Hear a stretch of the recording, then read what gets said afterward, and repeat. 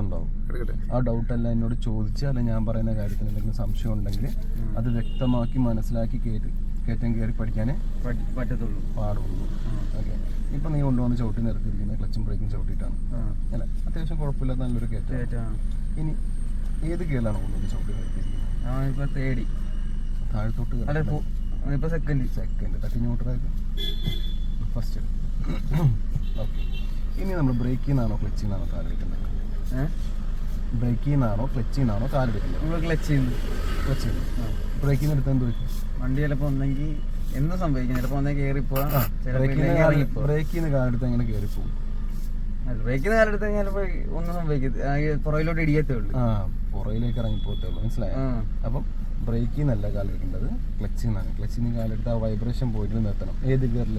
First ഗിയറിൽ കൊണ്ടുവന്ന് ചവിട്ടി നിർത്തി കഴിഞ്ഞാൽ ഏത് ഗിയറിലാണ് എടുക്കേണ്ടത്? First gear. ഇനി പതുക്കെ ക്ലച്ചിൽ നിന്ന് പോയിട്ട് വൈബ്രേഷൻ പോയിന്റ് കൊണ്ടുവന്നു.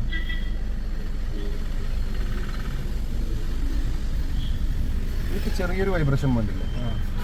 ഈ ഒരു വൈബ്രേഷൻ പോയിന്റ് നിരപ്പായ റോഡിലാണെങ്കിൽ വണ്ടി ഓടിപ്പോവും, പക്ഷേ കയറ്റം കയറി പോകത്തില്ല. നീ വേണമെങ്കിൽ ചെക്ക് ചെയ്യാൻ ബ്രേക്കിൽ നിന്ന് കാലെടുത്ത് നോക്കി. എടുക്കണം. വാഹനം ബാക്കിലേക്ക് ഇറങ്ങി. ഇനി ക്ലച്ചിൽ നിന്ന് ഒരു അല്പം കൂടി വിട്ടേ.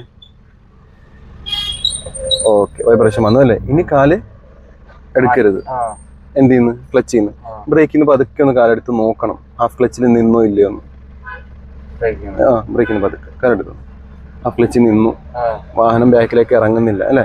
പൂർണ്ണമായിട്ടും ഹാഫ് ക്ലച്ചിൽ നിന്നു. നോക്കിയാ അത് ഇങ്ങനെ മൊബൈൽ ഇങ്ങനെ കട്ട് ചെയ്യണ്ട, മൊബൈൽ ഇങ്ങനെ നോക്കിയേ. ബ്രേക്കിൽ നിന്ന് കാലം മാറ്റിക്കണം, പൂർണ്ണമായിട്ടും മാറ്റാം. വലത് കാലെടുത്ത് മാറ്റി നോക്കിയേ. വാഹനം ഒരു പൊടിക്ക് പോലും ബാക്കിലേക്ക് ഇറങ്ങുന്നില്ല ഫസ്റ്റ് ഗിയറിൽ, കണ്ടോ? അപ്പം ഈ ഒരു പോയിന്റിൽ നമുക്ക് എന്ത് ചെയ്യാൻ പറ്റും? നമുക്കിങ്ങനെ ഹാഫ് ക്ലച്ച് നിർത്താൻ പറ്റും. ഇനി വണ്ടി മുന്നോട്ട് പോകണമെന്നുണ്ടെങ്കിൽ ഇച്ചിരി കൂടെ പവർ കൂടിയ വണ്ടിയാണെങ്കിൽ ക്ലച്ചിൽ നിന്ന് വെച്ചാൽ മുന്നോട്ട് പോകും. പക്ഷെ ഇതിൻ്റെ അകത്ത് ഒരു അല്പം ആക്സിലേറ്റർ കൊടുത്ത് തന്നെ എടുത്ത് പഠിക്കണം. എങ്ങനെ? പതുക്കെ ഒന്ന് ആക്സിലേറ്റർ കൊടുത്ത് പതുക്കെ ലൈറ്റായിട്ട് കൊടുത്തിട്ട് കുറയ്ക്കരുത്, പതുക്കെ കൊടുത്ത് നിർത്തിക്കും. നിർത്തിയോ? ക്ലച്ചിൽ നിന്നൊന്ന് പതുക്കെ വിട്ടെ. ആക്സിലേറ്റർ അങ്ങനെ തന്നെ നിന്നോട്ടെ, കുറയ്ക്കണ്ട. കയറി പോകുന്നതാണ്ടോ? ഇങ്ങനെ കയറി പോയാൽ മതി. കയറി മുകളിൽ വരുമ്പോൾ ആക്സിലേറ്ററിൽ നിന്ന് കാല് മാറ്റി രണ്ട് ബ്രേക്കിംഗ് ക്ലച്ചും ചവിട്ടി നിർത്തിയേക്കും.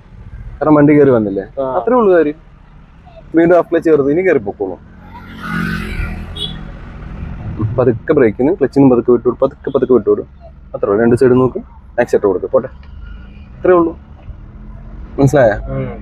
കുറച്ചുകൂടെ സിമ്പിളാണ് ഈ പറഞ്ഞു തന്ന കാര്യം. Clutch out. നീ ടെൻഷനായി ഇതെല്ലാം കയ്യിൽ നിന്ന് പോകും. ഓക്കെ.